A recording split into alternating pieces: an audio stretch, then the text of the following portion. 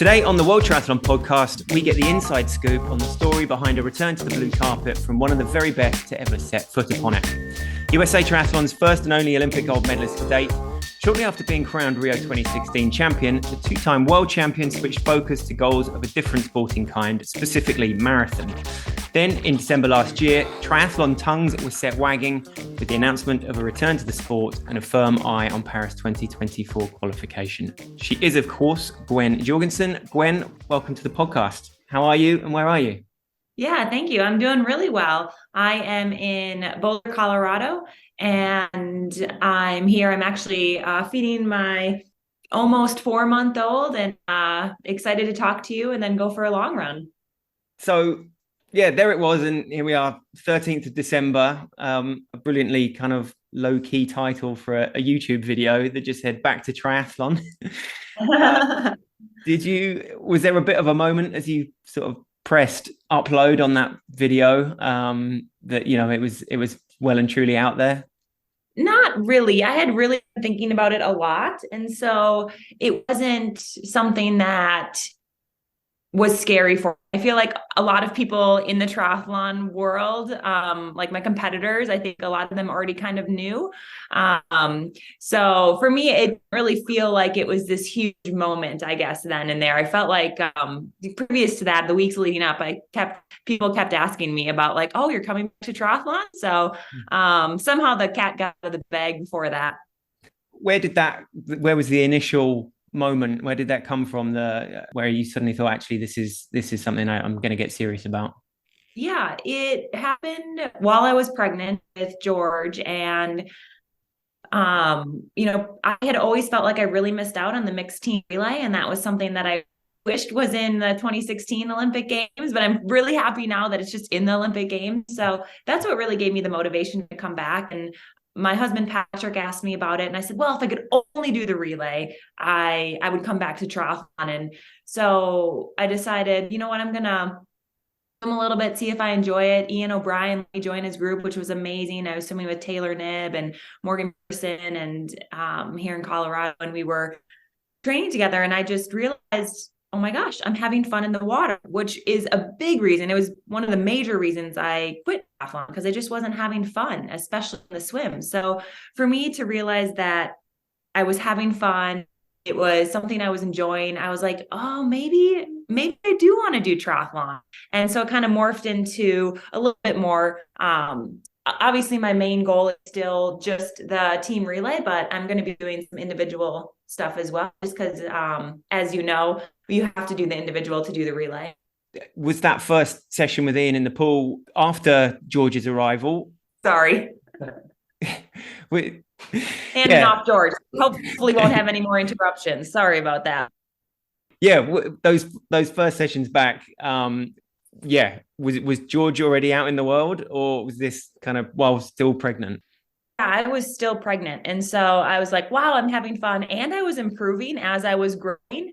And so for me, I was like, okay, because it was a big unknown for me. I hadn't been in the water for 6 years, basically. And so I was just very nervous about the feel of the water, but I grew up swimming. And so I think it came back pretty quick. I'm still not where I was, 6 years ago in the water, but it's fun to see those improvements week to week. It was 6 years between training sessions pretty much then. Is that about right? Well, I think, I probably swam.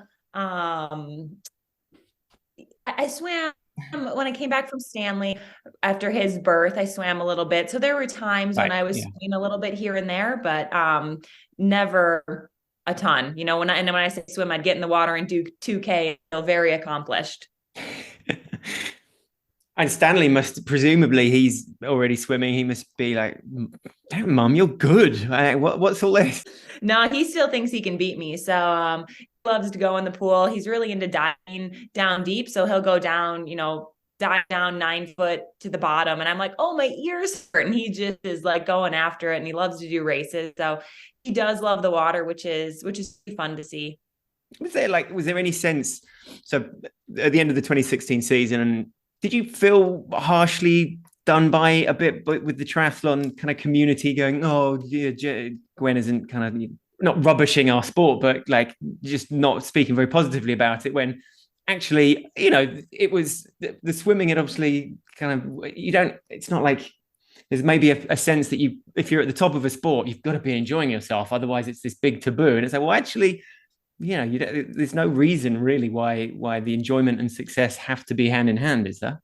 Yeah, exactly. And I think, I mean, I did a lot of times say like, I didn't like triathlon anymore. And that doesn't mean I didn't like the sport of triathlon. I just didn't enjoy competing in it anymore. And, triathlon, they recruited me into triathlon. So it wasn't really my choice when I started it way back in 2011. And I did it for so many years, and I loved the community. And I think, even when I quit and I said I didn't enjoy doing triathlon anymore, I still was involved in the triathlon community. I was still giving back to triathlon groups and talking to, especially the younger, like junior groups, about triathlon, because I do think it gave me so much in my life and it enriched my life. But I was over it at the time. I didn't like swimming, and it's really hard as a professional. I think impossible to be good at your sport if you're not enjoying what you're doing. So, I think this time around, I'm choosing it. No one chose triathlon for me. And so that's a huge difference in this, is just me having the ability to say, no, I actually really want to do this. And I'm enjoying it. I'm enjoying being back in the pool. And so those are, huge reasons why I decided to come back. You weren't coming into triathlon presumably with a bunch of idols, because like you said, you were doing the swimming side of things, right? So to get to the top, where growing up that wasn't an ambition or even necessarily an interest, is kind of unusual in the sporting world, isn't it? Yeah, it is. And I remember when they recruited me into the sport, I didn't even know what World Triathlon, or at the time ITU Triathlon, was. I thought there was only Kona, only Ironman. I just hadn't been exposed to that. And that's something that, even the last 6 years when I haven't done triathlon, I still like to promote the sport, because I think it's a great activity for not only kids, but older adults as well, to get into and to stay fit. And I think it's, it's a beautiful thing where it's 3 sports. And so a lot of times, you're not pushing too hard in one. So it sometimes can allow you to not get injured, which is, I think, a great thing for just the everyday athlete to stay fit and healthy.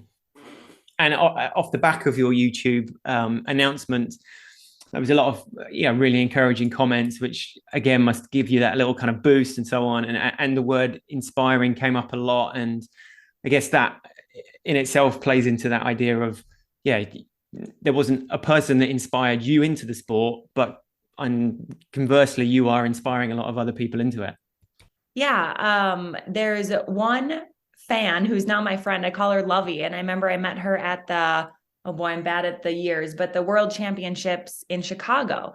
And she told me, she was in a bar drinking. She saw the triathlon, had never seen the triathlon before, saw me compete, and in that moment decided to change her life and get active and start doing triathlons. And it just completely changed her life. And I was like, this is incredible. Like, there's stories like that really are touching. And for me, in the sport of triathlon, I think a lot of times as an athlete, we have to be, or we can be, very selfish. And so when I'm able to actually make an impact in other people's lives, that's something that really makes me think, there's more to this sport than just going out there and doing it for myself. And particularly through motherhood, right? That's a whole nother level of putting it out there, making it that's not where a career has to end by any stretch of the imagination. Exactly. Yes. And motherhood, especially, you have to be very selfless in motherhood. So it's something that I've really enjoyed. I've really enjoyed becoming a mom. And, Nicola Spierig was really the one that inspired me and taught me that I could be a mom and an athlete. Before that, I really thought that I couldn't. So it's just incredible, especially now you see all these moms in the triathlon world. Katie Zafiris is coming back, and Chelsea Sodaro just won the Ironman world champ. So you see all these moms, and it's really inspiring. And hopefully it encourages other moms to go after their passions as well. I think it's important for our kids to see us go after something we love to do, so that they too then can choose something of their own and enjoy what they do in life. So Stanley's 4, is that right? Did you say? He's 5.5 now. He's old. Oh, right, 5.5. Okay, so this will be the first time traveling. We'll get to kind of New Zealand and the calendar and so on in a moment. But did you have to have a bit of a sit down with him and kind of explain that, you know, this is what's going to happen over the next couple of months, and we need your help and support, and this is all going to be pretty exciting? I don't, we haven't really had a full conversation with him. He knows we're going to New Zealand, and in running, a lot of times we'd go to training camps, altitude training camps. So I was living in Portland, Oregon, but we'd go to Mammoth Lakes, or we'd go to Woodland Park, Colorado for, 40 plus days at a time. So he's pretty used to doing that. And, yeah, it's something where I was very nervous, but he's still in preschool. So I feel pretty good about traveling with him still, because he's not like missing school. He's not quite there at the point where they're, learning the letters and numbers. And so like if he gets pulled out for a month, he'll be really far behind. So it seems like really good timing. And he actually, while I was doing running, he always called my running races triathlons. So I'm not sure why. I don't know if it's my husband, Patrick, works with triathletes, or like, I don't know, but like every time I went to a running race, he'd be like, "Oh, mom has a triathlon this weekend." So he thinks all sports are triathlons, or sometimes shake it, right? It was meant to be. Yes. Even at home, like if I'm on Zwift or something, or if I'm doing a bike inside, he's like, "Oh, I want to do a triathlon. Dad, set up my bike on the trainer so I can do a triathlon." So it's pretty cute that he thinks all the sports I do, no matter what I'm doing, he calls them all triathlon. So we've got him to thank. He's the one that's been sowing the seed all these years. That's right. Yeah. Just getting into my subconscious. Yeah. So we saw the social media post with the new tri suit, all very exciting, and the World Triathlon logo, not the ITU logo now, and so on. And then up pops the name Gwen Jorgensen on the Taupo New Zealand Oceania Cup at the end of this month. So that's the first start line for many, many years, and that is a huge moment. No pressure. Yeah. For me, I'm not even 4 months postpartum. And yesterday was actually the first day in training. I actually did a swim, bike, run on the same day. So, I'm How did that feel? It felt tiring. I'm like, finally, we're back in real training. My legs feel like they hurt. Like this is what it should feel like. But yeah, postpartum, we just had to take it slow just to make sure my pelvic floor was healing, make sure that everything was going correctly. I'm breastfeeding still. So hormones are crazy. You still have relaxin in your body, all these things that can play an impact. So, and you have a kid who's a newborn who doesn't sleep very well. So, thankfully George has been really good. He's a very, very good baby. All those factors, we just kind of have to take it slow in the comeback. Yeah, I was actually looking out the calendar and I'm like, oh my gosh, leave for New Zealand in 2 weeks. But I think whenever my race would come, that way I would feel I'd feel not ready. It's a big question mark, and it's a big unknown. And I think Taupo, when we were discussing what I was going to do for my first race, we kind of knew the only downside to this race is that it's probably a little too earlier than we'd like, but I really wanted to do New Plymouth World Cup. And so it just kind of made sense to go to New Zealand, do that Connie Cup, spend 3-4 weeks there training, and then doing New Plymouth. So yeah, we're going to take the entire family there. Stanley, George, Patrick, and we have an amazing au pair, Lulu, who has, I'm going to say, changed my life. But with Stanley, we never thought it was okay to ask for help, and we got Lulu, and it's been amazing to have that help and see her interactions with Stanley and George and our family has just been a huge blessing and allowed, I think, Patrick and myself to really flourish. Brilliant. So the base where you're going to be, did you have people kind of helping you sort of suggest finding where you're going to be staying for this month and so on, and the build up to New Plymouth? Is it a race that you've done in the past? I'm not sure how long it's been on the calendar, but it's a staple, isn't it? It is, yes. And I did do New Plymouth. Excuse me. I did New Plymouth in, oh boy, I don't know the year. I'm really bad at years. Probably 2015, around there, 2016. And at the time we stayed in New Plymouth for almost 2 months. So we know the area. So it was all very familiar, which was a good reason to go there as well. Just like, we know the swim training, we know the bike training, we know the run, like it's very all, comfortable, I guess, in that sense that we know the training and we know it's good training. And as well, I needed a World Cup basically, in order to get into WTCS races. And so there weren't many early season World Cups. So it just kind of fit the timeline, and the location was good. And I'm excited to get out of Boulder. It's been like the worst winter ever. It's snowy and cold every day. I feel like I'm back in Wisconsin. Yeah, you're hungry then. You're ready to rumble. This is it's coming out. Yes. But I guess, yeah, so how does the path work, even with considerable points from New Plymouth and so on? Hitting those WTCS start lines still requires, well, it requires USAT to put you forward for wildcards, does it, at least in the early days, but a couple of good WTCS results, and suddenly that is obviously kind of kicking right up, isn't it? So yeah, I think there's very clear paths on how to get to start lines. And it just is with performance. So I just kind of have to go out there and perform. And, I'm just focusing on one race at a time. And we haven't come up with a plan post New Plymouth yet, World Cup. So we're just going to kind of do these 2 races, see where we're at, and then reevaluate for what will be next.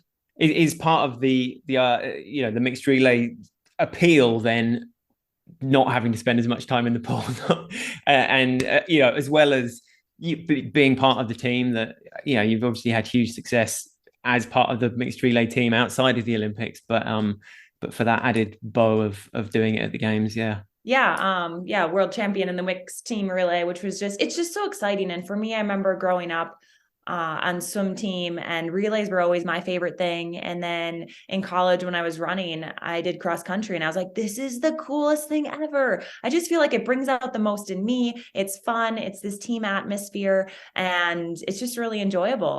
The training's much different as well. And, I tried to do marathon, for so many years, and it just was not working. And I switched to track running, and I actually realized like, whoa, I kind of like this shorter, faster stuff. I did a 3K that on the track that was really fun, really fast, got a huge PR. So just stuff like that. I think I was like, man, the mixed team relay, like the training, the racing, like everything about it sounds super fun. And, as well, I remember back in the day when I was doing triathlon, I just really enjoyed those mixed team relays. So I'm also doing the mixed team relay in Taupo. There's one on Sunday. So there's the individual on Saturday, and then I'm going to be on a composite team.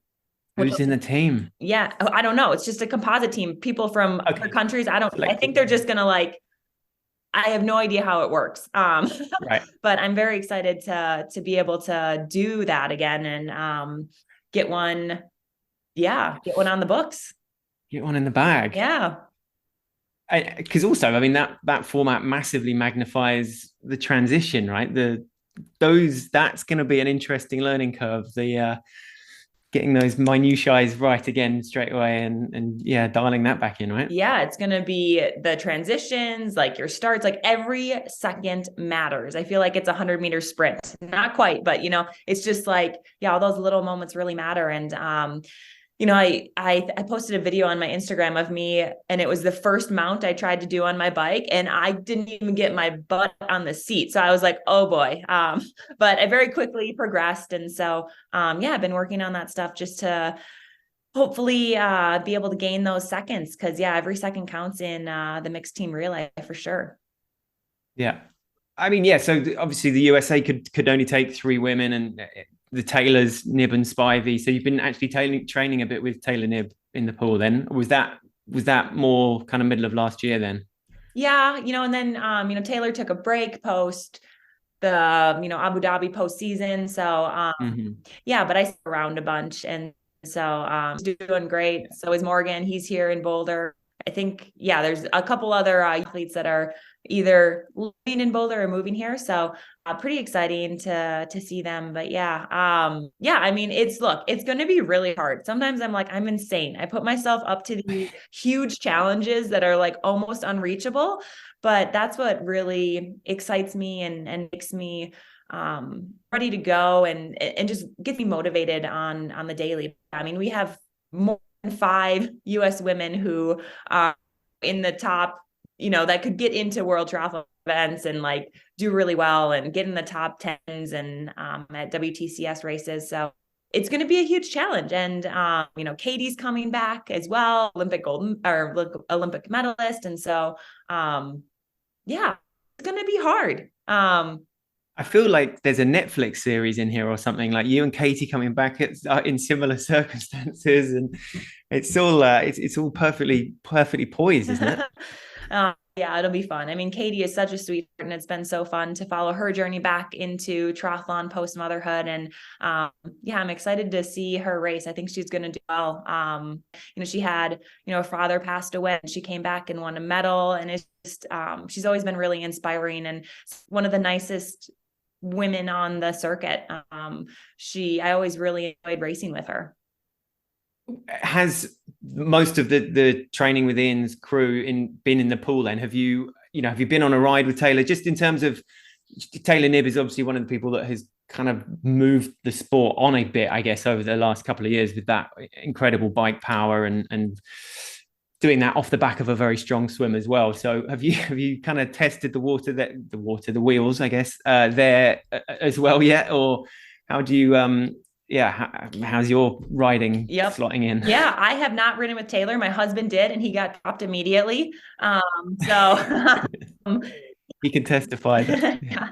So, I mean, I think, beautiful thing about World Triathlon, I think, is it's constantly changing. Like when I started the sport in 2011, there was a certain type of racing, and then it morphed while I was in the sport for those 10 years into a sort of race. And I think it's changed again in the past 6 years, which makes it so exciting. And I'm excited to be out there. And I have a lot of work to do. I have to work on my power. I have to work on my skills. There's a long list of things, but I'm very confident, and I've seen a lot of progress pretty quickly. So, I'm excited to just go out there and test it. And, you don't really know what's going to happen until race, and training is one, but racing is a completely different beast. And so for me, I'm going to just do what I do in training and let my racing, let it loose. Is part of the appeal, but also, this is a finite kind of project, right? Presumably Paris is the goal, is the sort of deadline. So does that in your mind help condense it all into one thing? And it's not like coming out of Rio and thinking, oh, am I done in this sport or whatever? It's like presumably, but presumably that's the sort of a hard deadline at the end there. Yeah. I think for my husband, Patrick, that's for sure a motivator for him. For me, it's not though. I don't know why. Like, I think because I'm having so much fun, I'm just like, I'm going to do this until it's not sustainable or not fun anymore. So, but there is a very short deadline, right? And there's like a test event in August this year where the US you can qualify. So even getting on that start list will be a huge challenge for me. So, I believe I can do that, but time and racing will tell. Yeah. And then Pontevedra Championship finals being the other one, right? That can be automatic. And then that's correct. Then there's like a third standard distance in 24 that would be the qualifier, right? That, should it get to that point without anyone having podiumed, or if they don't podium, no one podiumed, does it kick down as it did in Tokyo, right? To top 8. Yeah. So it's, it's confusing, right? If there's one in the top 3, then they'll take a second one in the top 8. If there's no one in the top 3, they'll take one in the top 8. And that's kind of the format for those first 2 events. And then I think the 1 in 24, now you're really testing me, but I think that one you have to be a podium. Unless there's been nobody that's qualified, then I think they go down to top 8. So it's kind of this mix of top 3, top 8, which, I mean, the US, you could have 4 athletes in the top 8. So, I think it'll be fun to watch.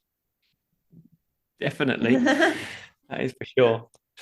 There was some interesting points about people claiming that, back when the fields today are deeper than when you had raced, and that you're going to, find that like a bit of a struggle to come to terms with as well. But If you look at the stats, there's actually, so your last race in Yokohama, there were 2 minutes separating the top 10 athletes.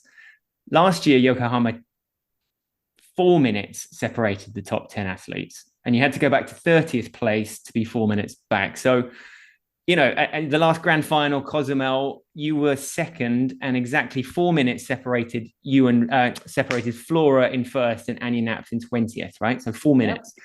In Abu Dhabi, there was 4 minutes between first and seventh place. Wow. So that would all suggest that actually the fields were, well, perhaps overall stronger, but also, I guess it also speaks to the fact that the races have been somewhat blown apart by the swim and the bike, right? Yeah, exactly. And I think that goes back to me saying, you know, yeah, I think the races are constantly changing. And I think the races change on who's racing and who's in them. And, I haven't really looked at stats too much, to be honest. I haven't looked at them at all. I think I'll find out very quickly what the races are like once I start racing. But yeah, you know, I think it's a different game, but I'm also a very athlete. And so, yeah, I think it's exciting. I think it's, you know, Flora especially has been, amazing the past 6 years or whatever it's been. Even before that, she was amazing. I think, you know, she was my biggest threat in Rio. And, I don't know if she agrees, but I think she had an off race in Rio.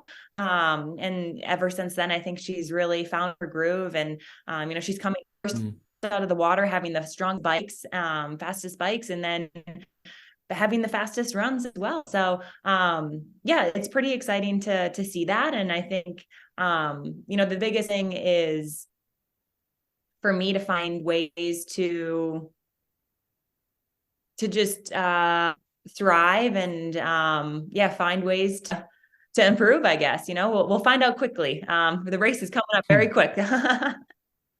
If you hadn't won the gold in Rio, would your decision have been the same, do you think? Or was as you took that tape, a decision that had already been somewhat in the making? Was it like, poof, right, that's it, I can do it now, free, without too much what ifs?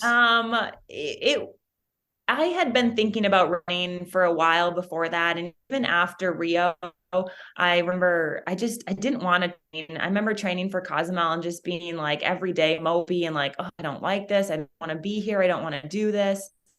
And it was really hard. I think it was only like a month of training. And I don't even know if it was that much before Cozumel, but it was just like, I wasn't enjoying it. And for me, I was like, that was kind of, I was like, oh, and I want to have a kid. And so, thankfully we were able to get pregnant pretty quickly. And in that time, I was like, well, maybe, you know, with a little break, I'll want to come back to triathlon. And I was just kind of like leaving options open, but, that fire never came back. I think, you know, I was talking to, my psychologist about this really recently. It was like, were you burned out?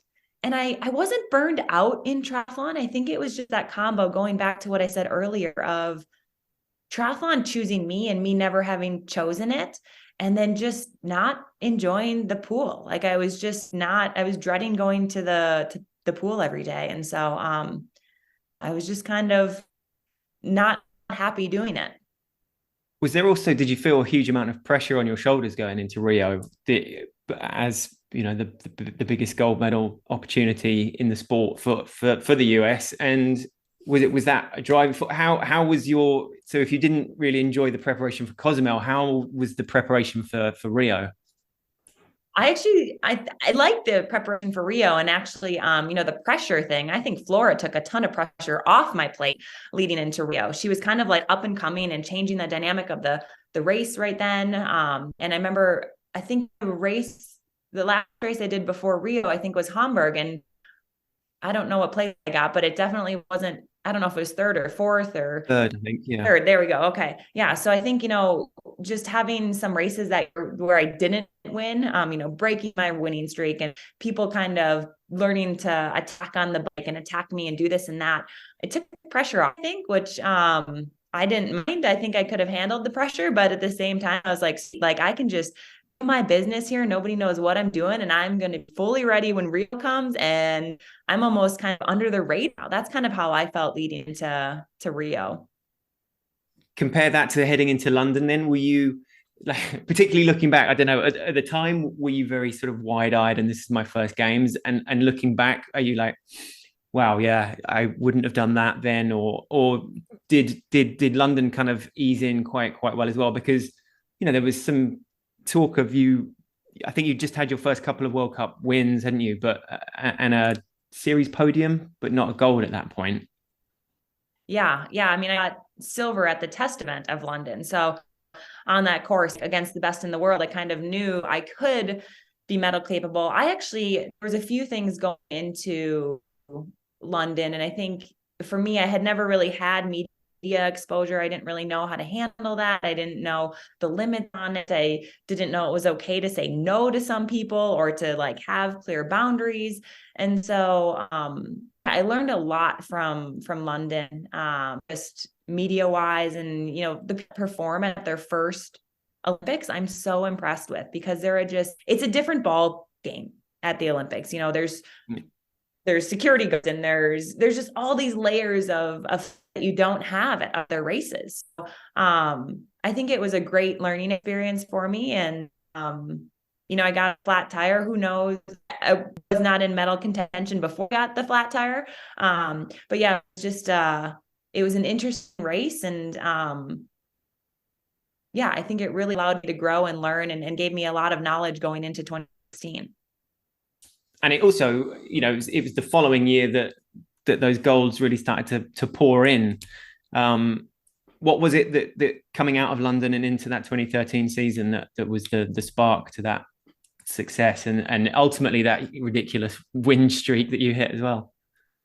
Yeah, I mean, that's how you remember it. I remember coming in 2013 and DNFing in Auckland. Oh, yeah. My first race of 2013, and I came out of the water and I was just having an off day, and Coach Jamie and Pat were just like, stop, like, what are you doing? Like, just don't ride anymore.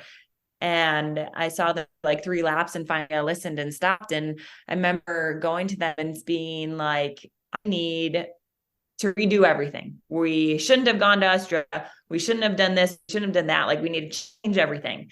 And they're like, okay, let's just take a deep breath. We're not going to change anything. Like, training's been going well. And the very next race, San Diego, I won. And that was a huge lesson for me in, you know, as I call it, pounding the rock. So, you know, I'm just chipping away at the rock, and I know that I'm doing things correctly. You may not see that breakthrough right away, but you're making little progress. And eventually that rock piece will off, and you'll see that progress that you're working towards.